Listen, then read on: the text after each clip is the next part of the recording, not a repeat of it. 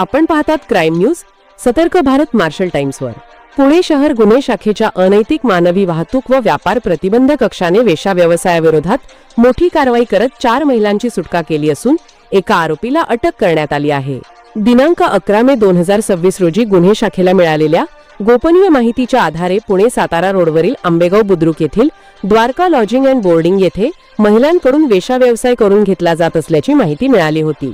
Police निरीक्षक छगन कापसे यांच्या मार्गदर्शनाखाली पोलिसांनी तात्काळ माहितीची पडताळणी केली। बनावट ग्राहकाच्या सहाय्याने खात्री करून संबंधित लॉजवर अचानक छापा टाकण्यात आला। या कारवाई दरम्यान लॉजमध्ये आणण्यात आलेल्या 4 पीडित महिलांची सुटका करण्यात आली। तसेच या प्रकरणातील एजंट सचिन बाबूराव गायकवाड वय 28 वर्षे राहणार कोंढवा पुणे याला अटक करण्यात आली आहे।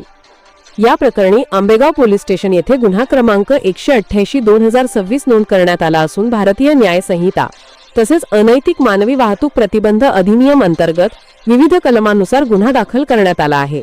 ही संपूर्ण कारवाई पुणे शहर पोलीस आयुक्त अमितेश कुमार सह पोलीस आयुक्त रंजन कुमार शर्मा, अपर पोलीस आयुक्त पंकज देशमुख यांच्या मार्गदर्शनाखाली करण्यात आली।